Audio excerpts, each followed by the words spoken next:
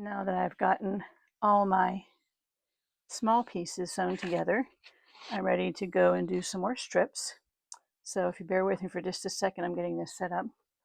I just cut up one of those, I think they're called a prospectus that you get from your investments or insurance company, and they change things. There's 60 million pages of stuff that nobody's ever going to read.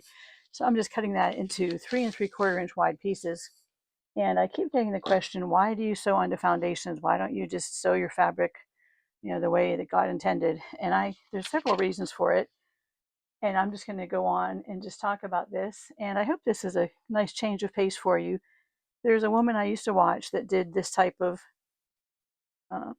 video where she would just chat and sew, and I just would sew along with her, and it was so relaxing, and got to know about her and how she did things. And that's sort of what I'm aiming for here. I know it's not everybody's cup of tea, and even to watch a whole long, long-term video, what's it called? Long time video, I think is what the term is on Facebook and YouTube. Shorts are all the rage, but I'm at that age where, yes, I enjoy a good 1 minute video, but I want to be learning something.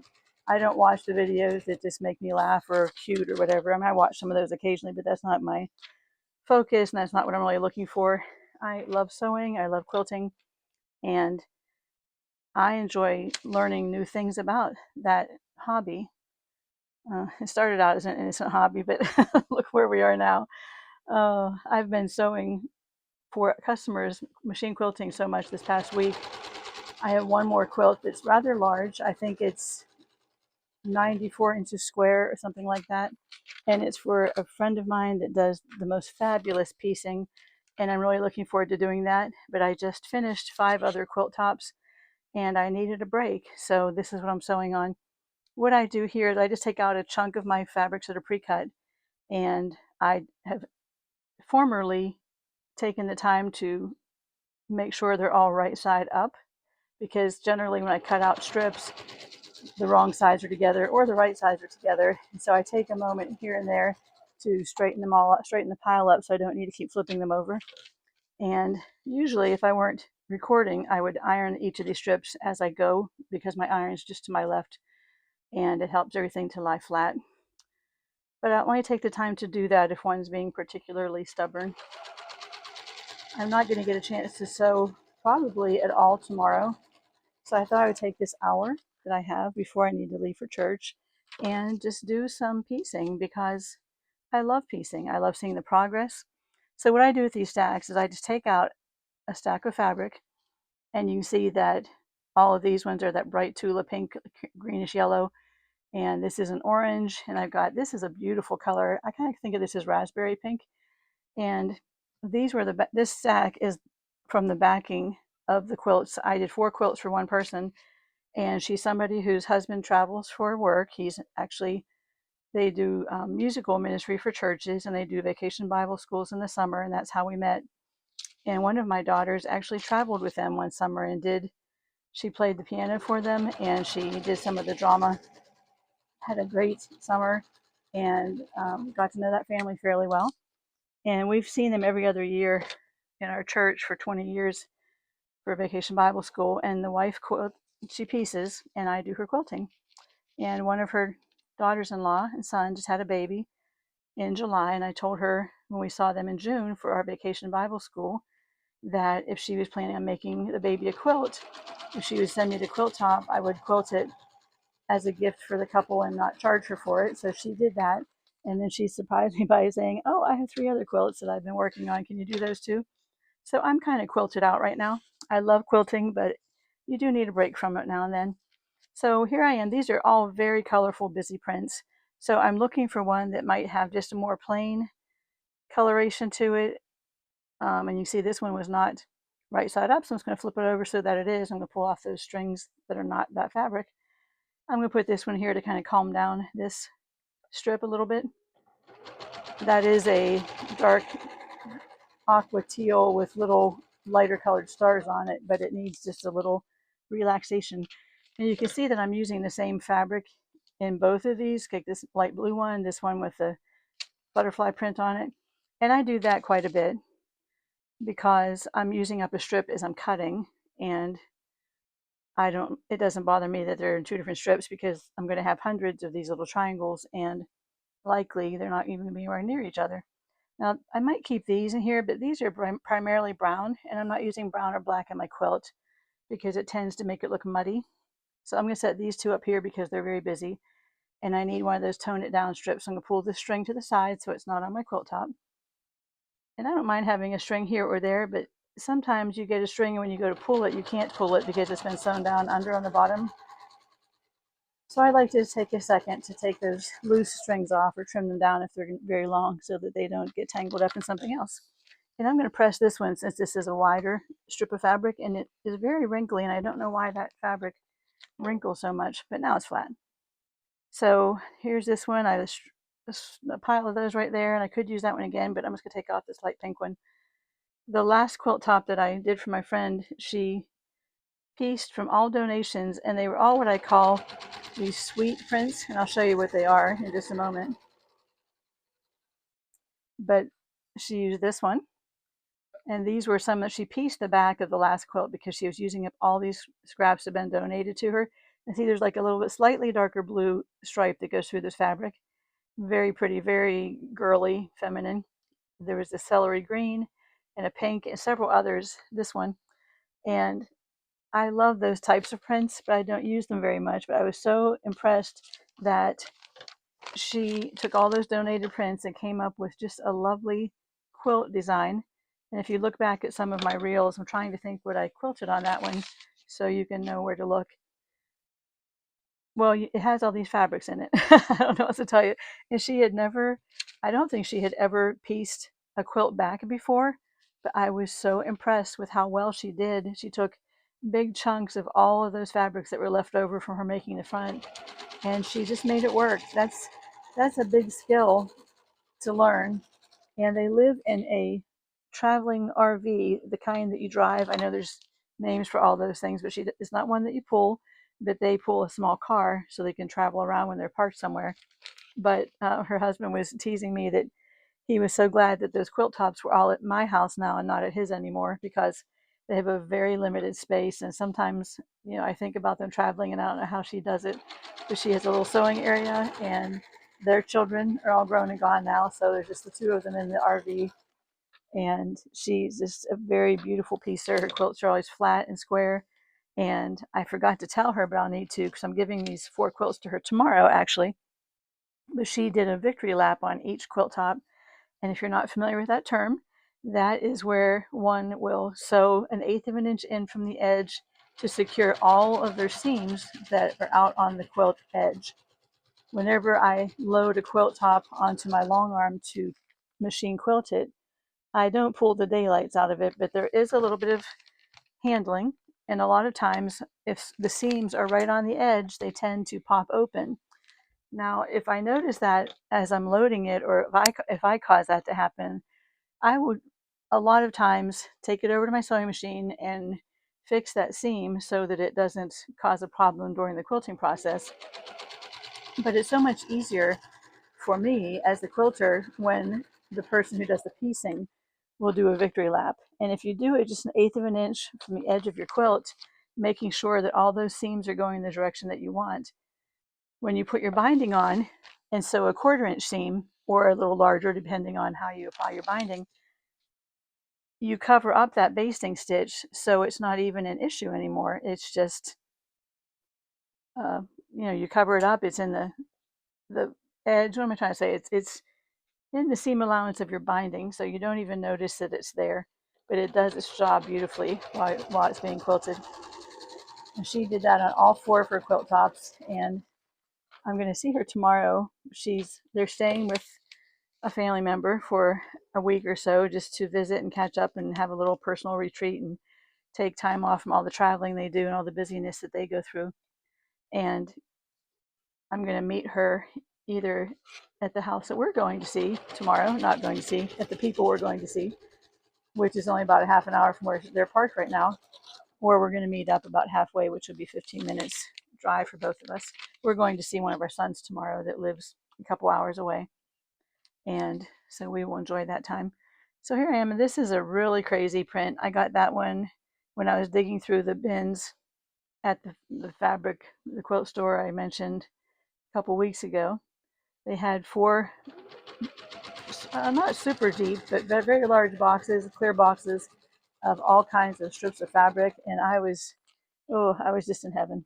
Well, not heaven really, but it was just such a great find for me.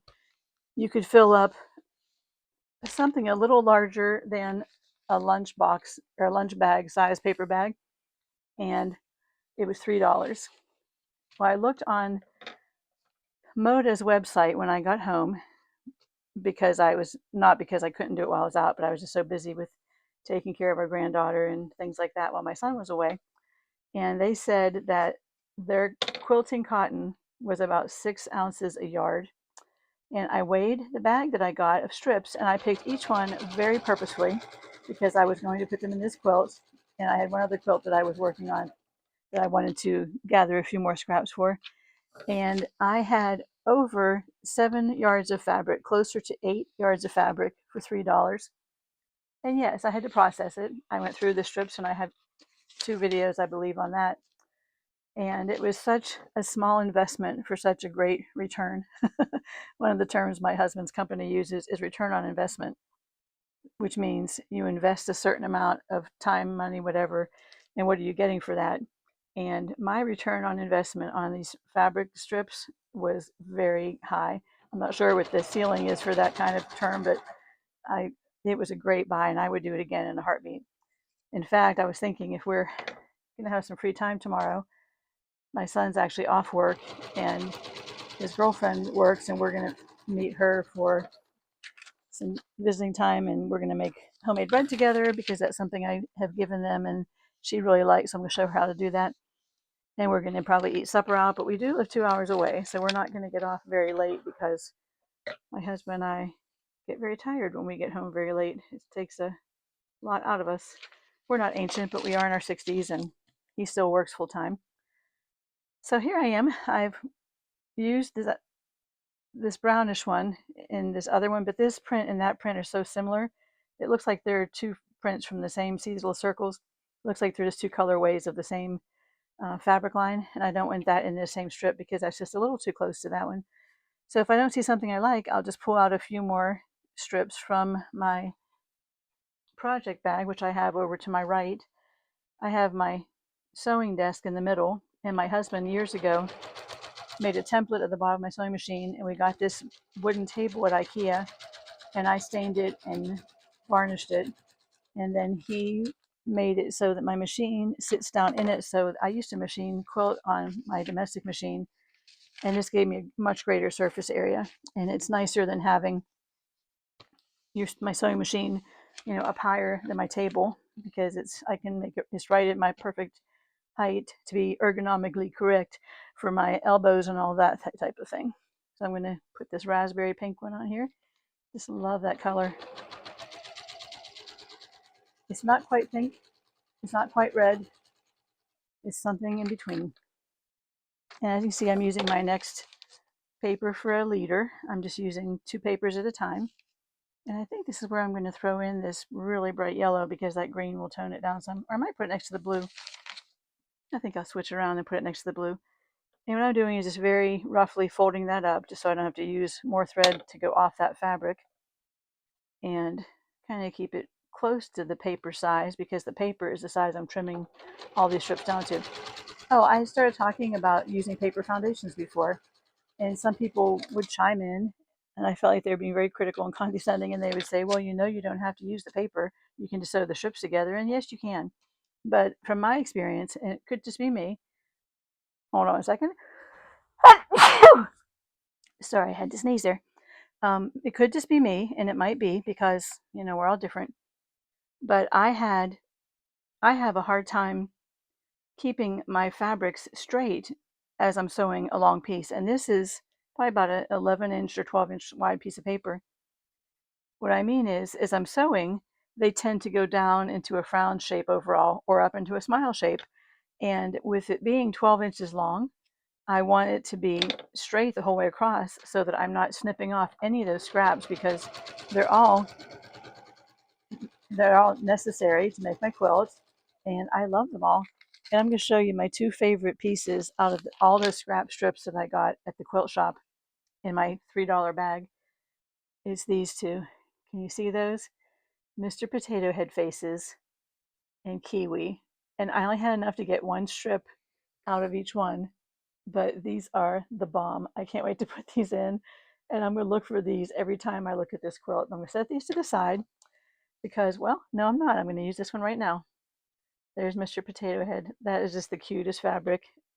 I don't know if that's what the fabric is, but it does look to me like Mr. Potato Head toy. So I'm going to put that one on here, and I'll be looking for you every time I use this quilt. And after I saw the one piece that was very short, it might have been 5 inches long, and I'm cutting these 4 3/4, so I'm sorry, 3 3/4, so it wasn't a lot of extra room on there. I immediately dove into that bin and was looking for any others that also were made out of that same fabric, because several bins had lots of one fabric, and then there were those that just had one piece of this and that, like that one did. And so I'm not going to add my kiwis onto the same one as the Mr. Potato Head, because that would be my two favorite fabrics in the same strip, and I want to spread them out some. So I'm looking for a place where that will fit in color-wise. And I'm learning more about color as I sew. I have been sewing with my grandmothers since I was probably 4 or 5 years old. I remember hand making a denim purse, sewing it by hand, and I put embroidery on the front flap. I can still picture it like it was yesterday, and that was 60 years ago. But I do love sewing. I've always loved to sew, but I've always been one to just use up what I have. Those who've been watching me for some time know there's a saying that I often say at the end of my video, which is use it up, wear it out, make it do, or do without. And that's how I grew up. That's how I grew up with my grandparents. I spent a lot of time with both sets of grandparents. They lived about an hour from us, but they only lived like 10 minutes apart. So if I went to see one, I would go see the other. And of course, in all those years that I didn't drive, my parents would take me to see their parents, and always enjoyed spending time with them. I would say that 3 of the 4 of them were some of my best friends my whole life, and they're all passed away now, have been for a long time, but they were very influential in my life as I was growing up, and I just loved being with them.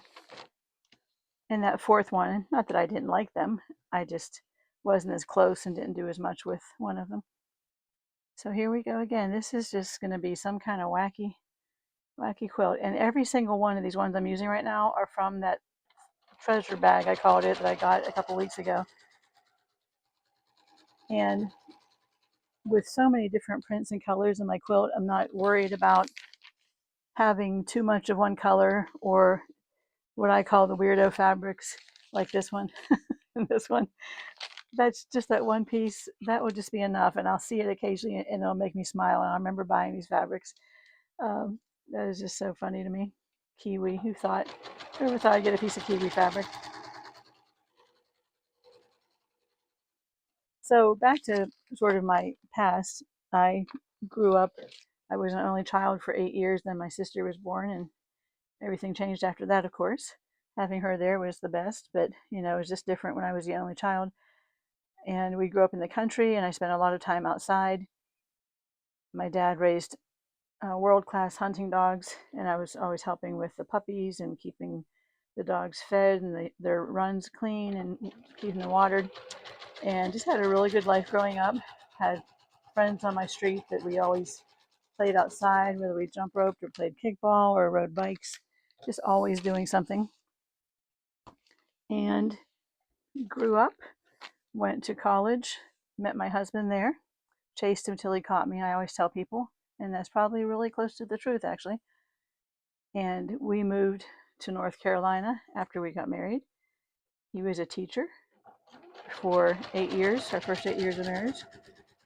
And now he's been working for the same IT company since then. They have changed ownership a couple times, but there's a core group of 5 men that have been together the whole time, and he's one of them. I call them the Fantastic Five, but that's just me. Here we go. Mr. Potato Head, you are so cute. I just love the mustache. When it makes me think of Andy Reid, the Kansas City Chiefs coach. So these papers are almost covered. So again, I use the papers as a foundation so that they keep my row of strips going straight, and I make sure that the whole paper is covered. You see from the back, this is close, but I'm going to trim right on the edge of that paper, so it doesn't matter if it's right on the paper. And that way, I save myself the frustration of going to cut it, and if it's going down in a slight frown shape, I might only get a 4-inch wide piece that actually fits inside of that 3 3/4 inch measurement. So I'd rather do it this way and know that I'm not going to get to the end and be like, well, now I'm out of luck because I don't have enough fabric or whatever. So this has worked very well for me. I just make sure this piece that I'm sewing on top of is completely flat, and I did pop that one over and hit it with the iron when you weren't looking. And I like to make sure it goes well past the edge of the paper just to give me an extra inch or so on my strip, because I'm going to be trimming these down to 3 3/4 inches. And then at some point, I'll take the papers off. We're going to have about a 2-hour ride tomorrow morning to go see my son and granddaughter. So that would be a great time for me just to take a little plastic grocery bag in the car with me. Had these trimmed already. I'll rip off the papers. Let me just show you how easily these papers rip off. It's like ripping out a check out of a checkbook. Then to get the second one, I just pop it up, pull the edge just very slightly to release all those edges. Again, this is so fast and easy. My grandchildren love doing this. Unfortunately, or maybe fortunately, they're not going to be in the car with me, so they will not be doing that with me tomorrow. But that is something that I take whenever I'm going to have them in the car, and they can work on that. Now here's an example of where I'm going to take one of my piece strips, and I'm going to lay that one down first. And you see how it extends? It's probably hard to see because the table's white, but see how it extends over about 1/8 of an inch on both sides? And if this is one of those papers that has a line that's going vertically on my paper, I will line the edge of the seam up with that to make sure that it is running parallel. I don't care that it's going to stay that way. I will get a few that are not exactly triangles, but they're not an even width the whole way down. And occasionally I don't mind having one of those in the quilt, but you do need to make sure that your next fabric is long enough to cover it and to hang off both edges of the paper. So I try to right the ship, as it were, every time I get a wonky one. The next one I'll try to make sure that it goes and covers it up and it has a straight edge on the far end, if that makes sense. See, already it's only been a few minutes and I already have these 4 strips completely sewn. I know you want to see them again. Hello. These are about 14 inches long, and they're going to be ready to trim and remove the papers. And I put my little stack of pieced ones right here so that I can start using those. I kind of forgot about them. And I'm going to look for a horizontal line somewhere. I'll use this one and just line. Let's see how this one kind of veers off to the left on the top. I'm just going to ignore that and sew a straight seam, so it'll be straight when I flip it over. Of course, you need to be careful not to leave a little hole because your fabric isn't covering where you've sewn. But I think that's a very basic sewing concept. You see, I'm just going to follow the edge of this straight pink one. And now it doesn't matter that my seam and fabric was just a little tiny bit crooked, because now everything's right in the world again. So I'm going to push those open with my nails, pull off that little thread thing there. Now I'm going to flip this one around because here's my piece section. I don't want to fold that over because it will resist. But I'm going to get another piece to sew over here. And let's see. Oh, I really like this blue one. This fabric was on the back of that quilt that I just quilted, and some of it was used in the front as well, and it's so beautiful. See, this green one isn't perfectly straight, so there's right by my pointer finger, there's a little bit leaning over, showing from underneath, and that's fine. If this were a very thin fabric, I would go back and trim that off so it doesn't show through when I iron it over, but that's a very high quality fabric, and it's not going to allow that to show through. So same here, I'm going to iron that with my finger, flip it around so that I can sew one, because this is a piece one. I'm going to sew something else over here that will hold that down and not have to have that piece be ironed over in the seam. And this is a really pretty color of blue. I don't know the names of the colors all that well, but this is a blue that has just a little bit of attitude. It's kind of it's not a clear blue, it's not a royal blue, it's not a navy blue. And I'm using navy blue for my alternate fabric in this, so I don't want to use anything that's navy. And see, when I turn that one over, you can see how this corner is really close to the paper, and this one's a little bit higher because it is off kilter just a tiny bit. but that's fine as long as it's going to cover all the paper and there's not going to be any spaces in the seaming. And let me show you what I'm going to do here. If I line up the edges of this fabric, see how that's slightly crooked, and it might not cover. When I fold it over, it might be too short. What I'm going to do is I'm just going to make my fabric straight. I'm going to start at the top, and I can see because of the writing on the paper that this is the perfect straightness of the line. So I'm going to start at the top, and I'm going to sew using this as my seam allowance. And I am using the diagonal seam tape. I don't know if you can see it in the camera, but there's right here is a strip, and there's a strip across my bobbin case. So I know that that was sewn straight because I just kept it lined up with that little black line. And if you don't know about diagonal seam tape, let me show you what it looks like. This is what it looks like. And the middle line, the red line, you line up with your needle, and then you just pull out a piece of tape and tape it down here. And you can use those outside black lines for your seam allowance, or if you're making half square triangles, there's other tricks you can do with those, and you're probably familiar with those if you've watched many videos or been following any quilters.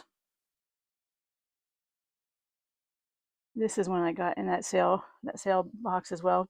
And a lady was standing there when I walked up and saw those, and they had them on those industrial metal shelving outside the front of the quilt shop. And she made a comment to her friend, something along the lines of, I don't know who would want to mess with that trash. And I'm thinking, I would, and if you would kindly get out of the way, I can look through it a little better. She just had a very snotty attitude, and I thought it was funny because some of my favorite quilts have been made from strips that people have given me that I would never have used because, frankly, I didn't think I cared for the brighter fabrics that tend to go with white backgrounds. I've always thought I liked the darker colors, and I do. I love dark colors. I love using brown in quilts and dark purples and dark reds. I sold Thimbleberry's quilt fabric from my home for years, and if you've ever seen Thimbleberries, you know that that is some dark fabric. I think the base for every one of those is either black or brown, and they don't play nicely with other fabrics, but boy, they're beautiful. I'm running out of selection here, so it might be time to reach in my bag and pull out a few more stacks of small strips because I'm going to I'm going to piece until 6:20. That gives me 20 more minutes. I'm just going to pull out another little handful here. And there's some sage green, some blue and purple floral, some sewing machines on white. And here again is where I've not stacked these up, so they're all facing up. So I'll do that as I pick up the top one. There's some tulip pink. There's a lion's nose. There's this one is interesting, but the center of that is as dark as my background fabric's going to be. So that's why I'm using it though. I love this one. This is from my friend Joyce, who gave me a lot of scraps. I quilt for her, and she gave me tons of scraps last year. I'm still using it. Here's some pairs I got at the quilt shop. So I'll just add those into my stack right here so that I can just continue on with this. And again, here's that one covers the paper, so we're good there. Let me just hit that with the iron to make it bow to my control. So that's all ironed, and that looks nice. And now I've got this crazy one here. I need something that kind of is going to calm that down just a little bit. I think this light pink with, I don't know what those prints are in there. They look like architectural prints, but who can tell? So again, if you want to put down in the comments Christmas projects that you're working on or ideas that you have for using up some fabric or just anything related to sewing or to life in general. So I started to tell you about when my oldest children were moving out of the cribs. We had 2 cribs at one time, and then we had some toddler beds, which is nice because you can use the same mattresses. But when my 2 oldest boys were going to move into regular twin bed size bunk beds, I bought a whole bolt of fabric at Walmart because I was a big spender, and it was $1 a yard. And I made curtains, and I made them both kaleidoscope quilts. If you remember the Stack and Whack, I think the woman's name was Bethany Reynolds. I might have that wrong, but I had bought a Stack and Whack book, and I made both the boys quilts out of this fabric, and it was like azure blue and had teddy bears floating around on it, like teddy bears in space. But I bought, it probably had 16 or so yards on the bolt. So I made curtains for the room out of that, and I made quilts for both of them. I made them pillowcases. That fabric was around for a long time. I sort of wish I still had some of it or just had a picture or something, because that was just so fun. And that's what really started my foray into quilting. I took that class. Oh, I started to tell you, I keep getting sidetracked. It's very odd to be in my sewing room by myself talking to myself, but here I'm going for it. Hope you find it relaxing and maybe you can sew on a project and listen. The quilt class that I took was not actually to teach piecing, which is what I wanted to learn. It was on how to hand quilt. So we made a baby size quilt that was a turn dash block. It was just one big block. And then they showed us how to handle our needle and do all those things in hand quilt. And I said to my husband, I'm never doing this again. This is such a waste of time. Why would you cut fabric apart just to sew it back together? Well, fast forward 30 some years, and it's the thing I most enjoy doing. I find it so relaxing. It's wonderful to make a beautiful gift for someone and to brighten up their surroundings with gifts of either pillows or quilts or wall hangings. And when I was doing that hand quilting, which I had never done before, of course, I did do a lot of embroidery, which is crewel embroidery, and I did counter cross stitch embroidery as well. So I knew how to handle a needle and thread, and that was very fun. But we were supposed to just do straight lines, a couple straight lines, just enough to hold our quilt top together, you know. But I quilted the daylights out of that thing. I quilted circles, I quilted my initials on the border and the date, and quilted some heart shapes up on the top. I just went to town and did it all. So again, this paper has so many perpendicular lines on it. So I'm just picking one and laying my pieced section down on there. Those are two of the same exact fabrics, that bright gold. Spare me. I am already looking forward to seeing some of my friends at church. We have a lot of single college students at our church, and I love those kids. I just enjoy seeing them every week, and I have a couple that I've become good friends with, and we've had into our home, and I just enjoy seeing them every Wednesday and Sunday. And so now I'm wishing I had baked some cookies or something to pass out to them. I'll just put a few, in a small Ziploc and put it in their mailbox at church, but I didn't do that this week. We have several families who somebody in the family has a health need. We have two people that have had surgery just recently, and I made a new to me meal for one of them. The one man is diabetic, and before his surgery, he was just taking one pill to control his blood sugar, but now he has to take sugar checks 4 times a day and take insulin 4 times a day. So I made him a very low carb meal. He and his wife, they're in their late 60s. I used spaghetti squash in place of pasta and made a lasagna type meal. And I make prep meals for my husband and I, since we're just the only two that are home now. He has worked from home for 26 years, I think. And he is on the phone a lot and we hardly ever sit down and have meals together because of his work hours. And I make either a batch of food and divide it up into prep dishes, which are small glass baking pans or storage dishes, or I will make food in the dish and put the whole dish in the oven, but those are harder to wash. So I take the easy route and just make it in a big pan and then separate it out. So I made spaghetti squash, like I said, and layered it with homemade Alfredo sauce and then a meat sauce and then some mozzarella cheese shredded. And it was quite delightful. I'm hoping our friends like it a lot. I'm going to go ahead and end this video for now. And if you will tell me in the comments if this is something just a kind of a sew and chat session, if that's something that you enjoy, I'll do it more. And if not, I won't, because I'm just going to be sitting here sewing anyway. Again, I'm going to show you one last time. This fabric is a little wider on this end, and you can see the edge of the paper. So what I'm going to do is start this one matching at the top and have an even width going along there, and then I'll trim out that after I sew it, because that is the one on top is a thin light green fabric, and I don't want that dark blue to show through. So I'll let you go for now. And again, please let me know if this is something that you would like me to continue doing. It's something I enjoyed when I first started quilting. I would sew while I listened to another quilter to share a few tips about color and piecing and pressing. And I felt like I learned a lot from that, and it was very relaxing. So thank you for watching. And if you have a moment, please hit that thumbs up button and subscribe if you'd like to hear more videos that have the same type of content. Talk to you later.